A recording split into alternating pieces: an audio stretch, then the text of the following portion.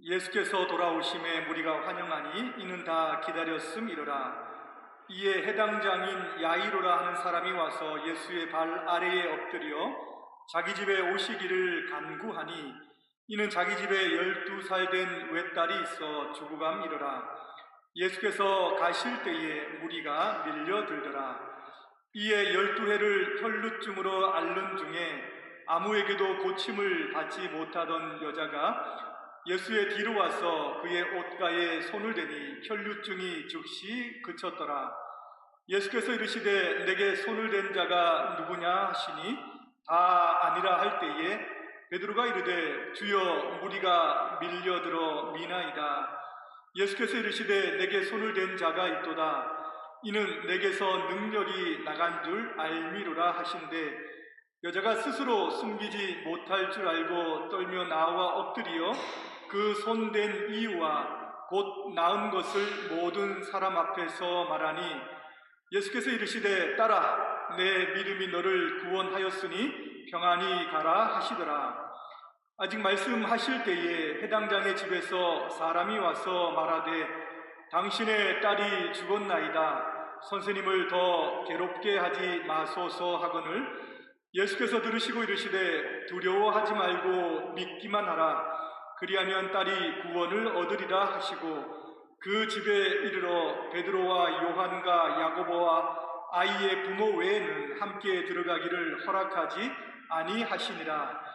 모든 사람이 아이를 위하여 울며 통곡하며 예수께서 이르시되 울지 말라. 죽은 것이 아니라 잔다 하시니 그들이 그 죽은 것을 아는 고로 비웃더라. 예수께서 아이의 손을 잡고 불러 이르시되 아이야 일어나라 하시니 그 영이 돌아와 아이가 곧 일어나거늘 예수께서 먹을 것을 주라 명하시니 그 부모가 놀라는지라. 예수께서 경고하사 이 일을 아무에게도 말하지 말라 하시니라. 아멘. 한 주간 동안 평안하셨습니까? 네, 목소리가 작은 거 보니까는 잘 못 지내신 것 같습니다. 오늘부터 잘 지내시기를 바랍니다. 이 자리에 나오신 여러분 모두를 환영하고 또 축복합니다. 누가복음을 이렇게 순서에 따라서 설교를 하는데 오늘 본문에 보게 되면은 한 맥락 안에 이제 두 가지의 사건이 등장을 합니다. 회당장 야이로라고 하는 사람이 자기의 딸이 12살 딸이 된 딸이 죽어가는 가운데에 예수님 앞에 나와가지고 좀 구해주시기를 바라는 그 내용이 있는데 예수님께서 함께 집을 가다가 또 한 사건이 벌어지잖아요. 12해를 혈루증으로 앓는 그런 한 여인이 예수님의 옷자락을 만져서 그 혈루증이 낫는 그런 이야기가 같이 이렇게 등장을 합니다. 그래서 제 이 본문을 보면서 사실은 따로따로 이렇게 설교를 하려고 했어요. 한 번은 이제 앞에 나오는 사건을 먼저 이야기하고 또 뒤에 이렇게 사건을 이야기하려고 하다가 이 본문을 관찰하는데 두 사건이 너무나도 유사한 점이 참 많이 있습니다. 그리고 또 특별하게 차이 나는 점이 딱 있는 거예요. 그러지 말고 이번에는 요 점에 대해서 한번 같이 살펴보면 좋겠다라고 하는 생각이 듭니다. 여러분도 성경을 읽으실 때에 그렇게 한번 집중해서 보시고 또 관찰하시면은 많은 유익이 될 줄로 믿습니다. 보면은 되게 유사한 점이 많이 있어요. 일단은 예수님께 나왔다라고 하는 그 점은 인생에 문제가 있다는 거 아니겠습니까? 모든 사람이 다 문제가 있지만은 40절에 보니까 예수님께서 이제 돌아오시니까 무리가 환영을 하고 다 같이 기다렸습니다. 특별히 야이로하고 이 여인이 굉장히 예수님을 기다렸던 것 같아요. 왜냐하면 꼭 풀어야 될 인생의 문제가 지금 있는데 자기 스스로는 해결할 수 없는 그런 문제 가운데 있기 때문입니다. 물론 나중에 보면은 예수님께로부터 다 해결을 받게 되지요. 또 여러분 10이라고 하는 숫자가 공통점이 돼요. 10이라고 하는 숫자가 이 야이로의 죽어가는 외동딸이 몇 살입니까? 12살이에요. 12년 동안 굉장히 행복했는데 이 행복이 지금 끝나가는 시점에 있는 거고요. 또 이 혈루증을 앓는 여인은 지금 몇 년 동안 앓았습니까? 12년 동안 날았다는 거예요. 12년 동안 누구는 행복했지만 12년 동안 누구는 굉장히 불행한 삶 가운데, 고생한 삶 가운데 살았다라고 하는 것을 보게 되는데, 또 그들의 모든 어려움들이 종결되는 것을 보게 되죠. 또 이 두 가지 병은 굉장히 부정한 병입니다. 유대인들에게 이 혈육병, 이제 여인의 하일이 멈추지 않는 그런 병인데, 레위기 15장을 보게 되면은 굉장히 부정한 병으로 이야기를 하고, 그래서 격리되는 그런 병이기도 합니다. 또 야이로의 딸은 예수님께서 도착하셨을 때에 어떤 상태였습니까? 죽은 상태죠, 맞죠? 죽은 상태, 이 죽음이라고 하는 거죠. 성경에서 죽음은 굉장히 부정한 것의 상징을 이야기합니다. 절대 죽은 시체에는 손을 대는 법이 없는 거죠. 그런데도 불구하고 만질 수 없는 두 대상임에도 불구하고 터치가 일어나는 것을 보게 됩니다. 하나는 예수님께 터치를 해서 이제 병이 낫는 것이고요. 또 한 부분은 예수님께서 친히 만져주셔서 낫는 그런 공통점이 있습니다. 마지막으로 한 가지 공통점을 이야기한다면은 죽어가는 이 아이는 야이로에게 딸이잖아요. 딸, 맞죠? 가족 간의 관계, 친밀한 관계를 이야기합니다. 근데 예수님께서는 이 혈류증에서 낳은 이 여인에 대해서 마지막에 뭐라고 이야기하냐면 딸아 이렇게 부른다라고 하는 거예요. 여러 가지 공통점이 이렇게 있지요. 재미없나 봅니다. 저는 보면서 굉장히 재밌었습니다. 근데 차이점도 있어요. 차이점도. 어떤 차이점이 있냐면은 먼저 두 사람의 신분과 지위가 차이가 납니다. 야이로에 대한 힌트를 딱 이야기하는데, 이 야이로는 회당장이라고 이야기해요. 회당장은 유대인 그 마을 가운데 해당의 가장 해당을 책임지는 사람이죠. 종교적인 지도자이고 신분이 높은 사람을 이야기합니다. 혈육병을 가진 여인은 사회적인 약자예요. 여자는 그 당시에 약자였고, 이런 격리되어야 되는 병이 있는 그런 여인은 그 자체가 굉장히 힘든, 더 약한 자라 볼 수가 있는 거죠. 또 차이는 이 죽어가는 아이의 그 사건은 모든 사람들이 다 알고 있습니다. 이 아이가 아픈 것, 지금 죽어간다는 것, 그리고 죽어서 많은 사람들이 지금 이 아이를 위해서 애곡하고 통곡하는 이 말 자체가, 이 사건 자체가 모든 사람들이 알고 있어요. 근데 이 혈육병을 가진 여인의 문제는 굉장히 사적인 문제입니다. 예수님께 몰래 가서 옷자락을 잡은 것 자체도 알려주지 않게 되기를 원하는 마음이 그 가운데 있었다라고 하는 것을 볼 수가 있죠. 가장 큰 차이는 이 여인은 몰래 만졌다라고 하는 것이고, 그런데 예수님께서는 이 몰래 만진 이 여인을 모든 사람들 앞에서 공개적으로 이 여인을 지금 드러내고 있다라고 하는 점이고, 야이로의 죽어가는 딸은 공개적으로 살렸음에도 불구하고 마지막에 보면은 아무에게도 알리지 말라라고 하는 이 점이 굉장히 차이가 나는 점이기도 합니다. 저는 이 말씀을 통해서 공통되는 이 내용에 대한 우리에게 주시는 교훈과 또 차이점을 통해서 주시는 하나님의 교훈을 한번 받고자 합니다. 먼저 이 두 사람에게 나타나는 가장 큰 공통점은 무엇이냐? 바로 간절한 마음입니다. 절박한 심정이다라고 하는 거예요. 이 마음을 가지고 주님 앞에 나간 것이고, 또 그래서 이들의 믿음은 절박한 믿음이었고 간절한 믿음이 이들 가운데 있었다라고 하는 것을 우리가 이 가운데에서 아주 중요한 포인트로 우리가 생각을 해야 됩니다. 여러분, 현대 시대에는 많은 사람들이 안락하고 평안하고 또 쉽게 살아가는 그런 시대를 우리가 살아가요. 그래서 사람들의 마음 가운데에 어떤 절박함, 어떤 긴박함, 어떤 간절함, 사실은 이런 것들이 높이 평가받지 않고 그런 것들을 그렇게 중요하게 생각하지 않는 시대를 살아가는 것이 아닌가라고 하는 생각이 듭니다. 사람들은 뭘 그렇게 열심히 하냐라고 이렇게 이야기하고 간절할 필요가 없다라고 그냥 현실을 있는 그대로 즐기면서 받아들이면서 그저 살아가라라고 이렇게 이야기한다는 거죠. 그래서 이것들이 영적으로도 이런 풍조들이 나타나고 있는 것을 보게 됩니다. 신앙도 흘러가는 대로 살아간다라고 하는 거죠. 열심히 하는 것도 그냥 한순간이지, 그냥 받아들이고 그냥 있는 대로 너무 지나치지 않게 하는 것이 좋다라고 하는 생각을 하면서 살아갑니다. 그런데 때로는 간절할 때에 우리의 인생에 어떤 힘과 능력이 나타난다라고 하는 것을 보게 돼요. 제가 독일에 와서 처음에 이제 비자 연장을 하는 데에 딱 보니까는 8시부터 암트가 열더라고요. 그래서 8시에 갔지요. 갔는데 이미 모든 사람들이 줄을 서고 있는 거예요. 8시 10분에 제 집으로 돌아갈 수밖에 없었습니다. 한 30명, 40명 그날 할 수 있는 사람 딱 잘라가지고 나머지를 집으로 보내더라고요. 그래서 제가 화가 나가지고 그 다음 날은 제가 1등으로 가야겠다 싶어가지고 4시에 갔습니다. 4시에. 문이 열리기도 전에 4시에 갔습니다. 깜짝 놀랐습니다. 왜 놀랐겠습니까? 나보다 먼저 온 사람들이 있는 거예요.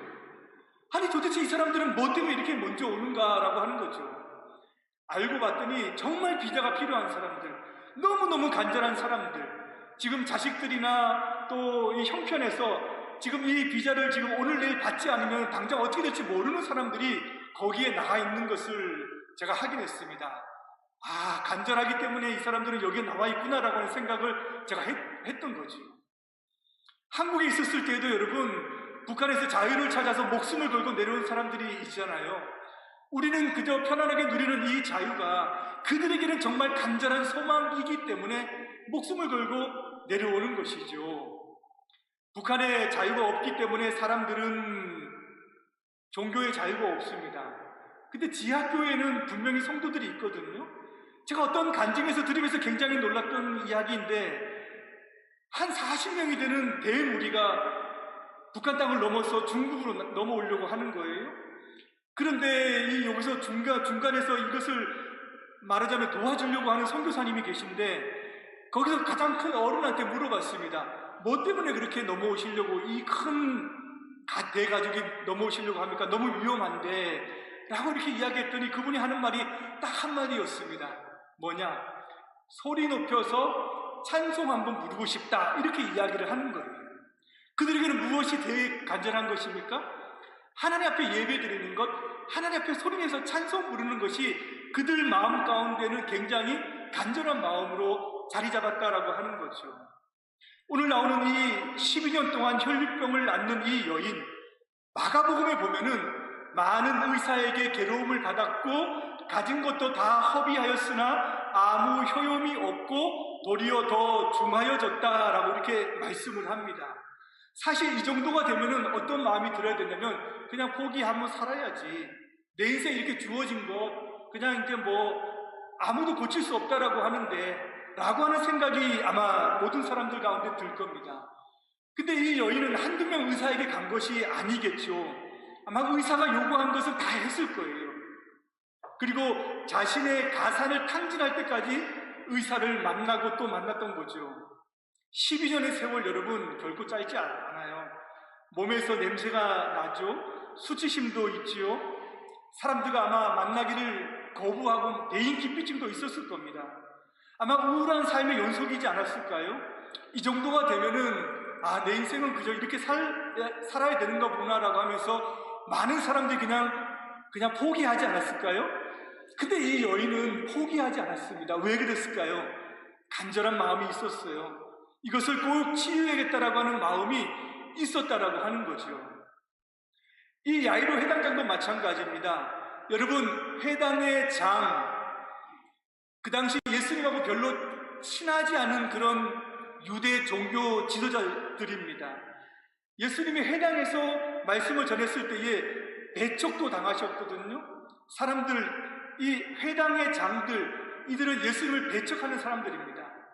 그런데 자기 자신 가운데 절박한 문제가 있으니까 체면을 무시하고 자존심을 내려놓고 자신의 사회적인 지위를 내려놓고 30살 된 그 청년 앞에 나와가지고 무릎을 꿇고 지금 모든 것을 다 맡기면서 지금 구하고 있다라고 하는 거죠.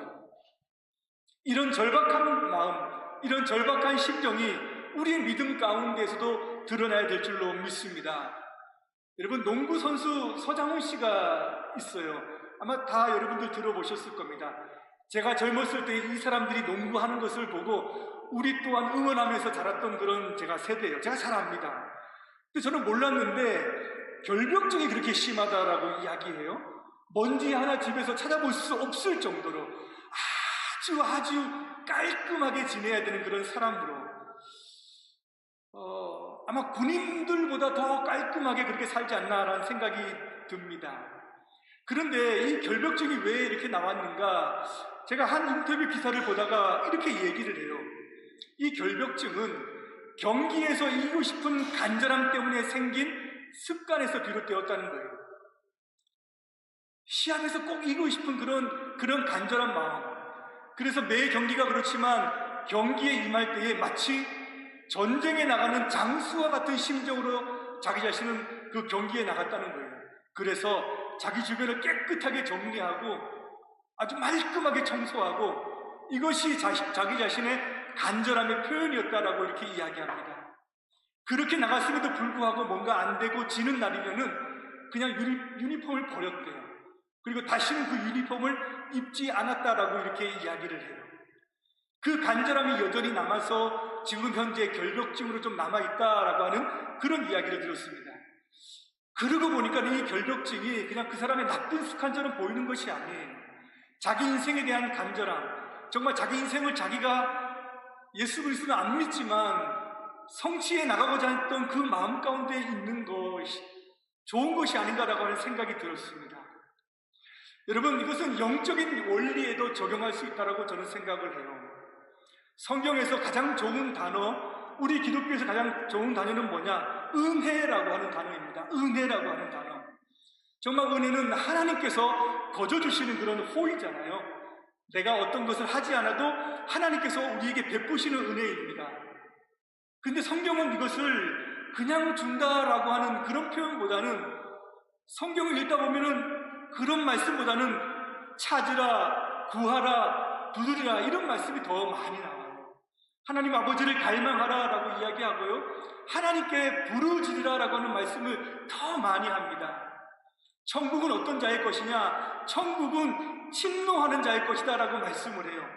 가만히 앉아서 성경 예배 시간에 가만히 앉아서 찬송 부르고 오늘 참석하면 되겠다라고 하는 그런 심정이 아니라 하나님 앞에서 자기 심정을 아뢰고 구하고 찾고 하는 자들에게 하나님께서 은혜를 주신다라고 더 크게 말씀하고 있다는 거죠.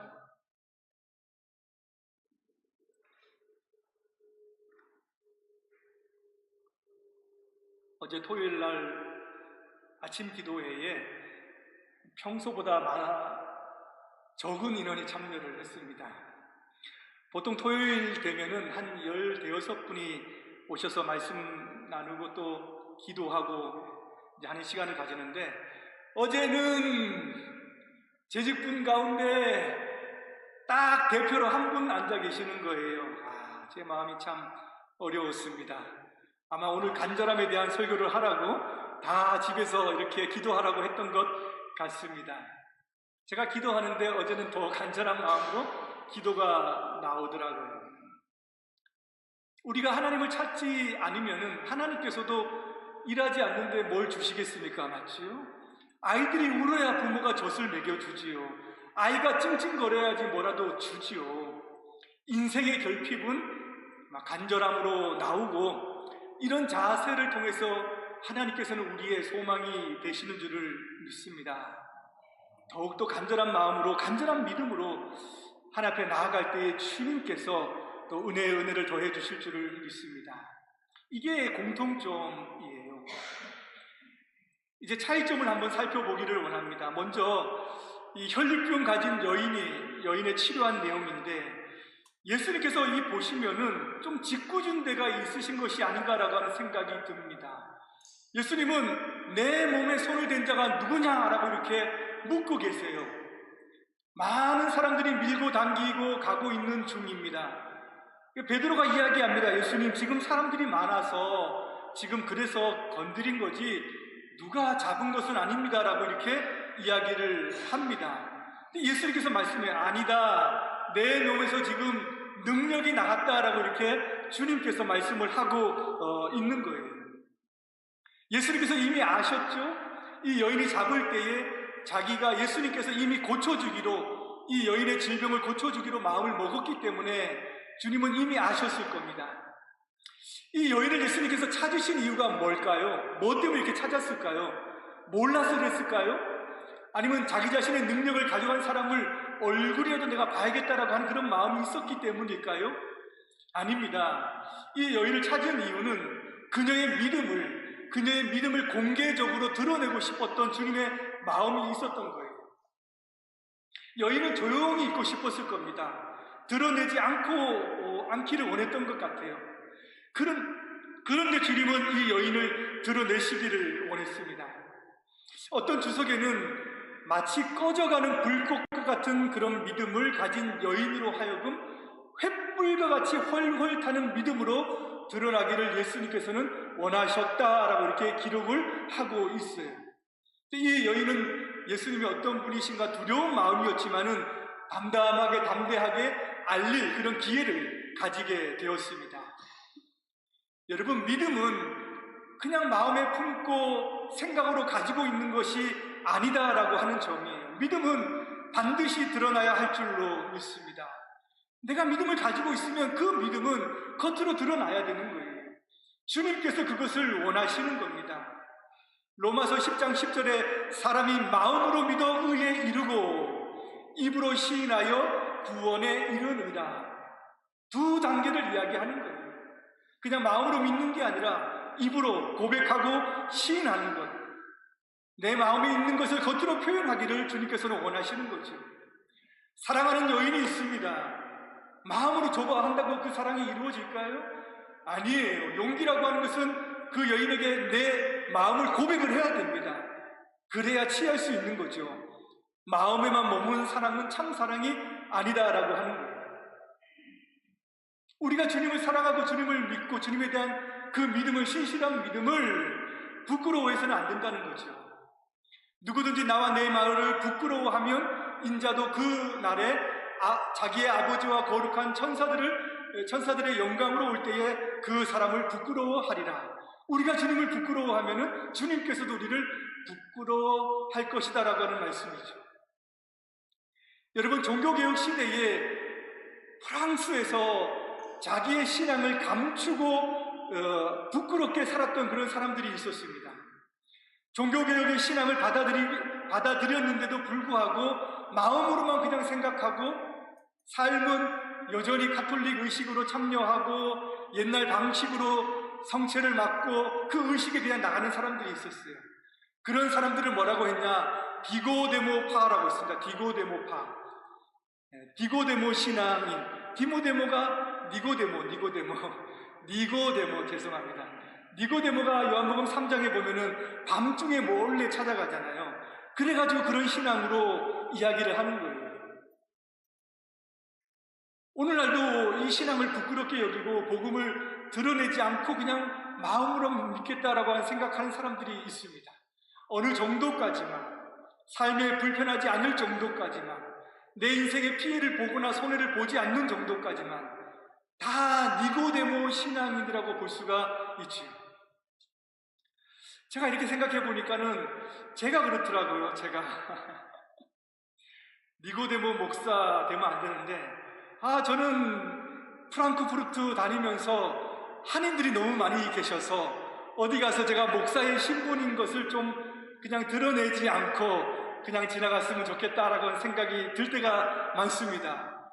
그냥 말도 때로는 실수할까봐, 또 행동도 그냥 편안하게 못할까봐 그렇게 해서 조심할 때가 있습니다. 제가 다니면서 그냥 다른 사람 이렇게 비방하고 또 내 생각에 드는 나쁜 생각들 말하고 다니고 이러면 어떡해? 다른 사람이 들을 때 저 사람 누구야? 하는데 와보니까는 아니 목사네?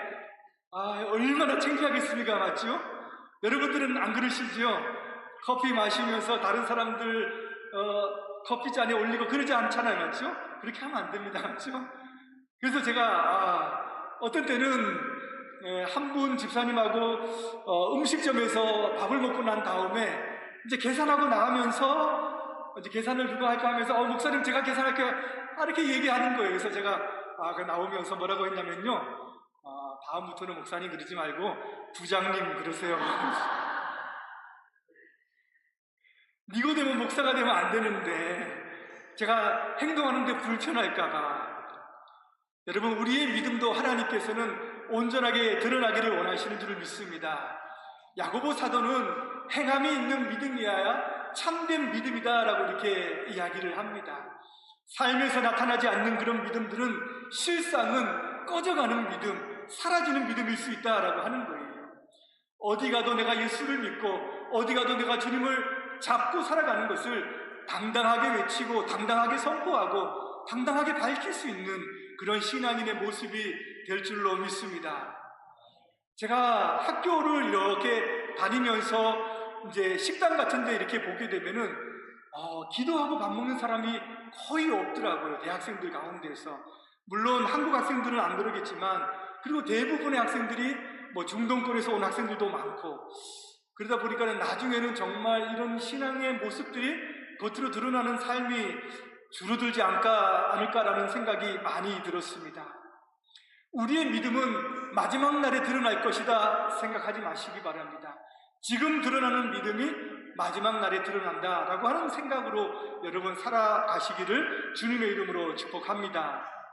두 번째 차이점은 야이로의 경우입니다. 이것도 굉장히 좀 독특한 면이 있어요. 예수님께서 야이로의 집에 도착했을 때에 아이는 지금 어떤 상태입니까? 죽어 있는 상태예요. 많은 사람들이 통곡하고 웁니다. 유대인들은 사람이 죽으면 바로 장례 절차에 들어가거든요. 근데 예수님께서는 뭐라고 이야기하십니까? 아이가 죽은 것이 아니다, 잔다라고 이렇게 말씀합니다. 잔다. 이 말에 사람들은 어떻게 했다라고 이야기합니까? 53절에 보니까는 그들이 그 죽은 것을 보고 비웃더라라고 이렇게 얘기합니다. 비웃었다라고 하는 거예요. 여러분, 잠시 후에 어떤 일이 벌어집니까? 예수님께서 이 아이를 살려주는 일이 일어나죠. 영혼이 다시 돌아오게 되는 일이 있습니다. 아이에게 먹을 것을 주라고 이야기합니다. 실제 살았다라고 하는 것을 이야기를 해요. 여러분, 그러면 어떻게 해야 됩니까? 이제 살린 아이의 손을 잡고 나와서 비웃고 믿지 못한 사람들에게 책망하면서 꾸짖어야 될 것이 아니겠습니까? 왜 믿지 못하느냐라고, 내게 능력이 있다라고 이렇게 이야기하셔야 됨에도 불구하고 예수님께서는 그렇게 하지 않으셔요. 마지막 절에 보면은 이 일을 아무에게도 알리지 말라라고 이렇게 명령을 하십니다.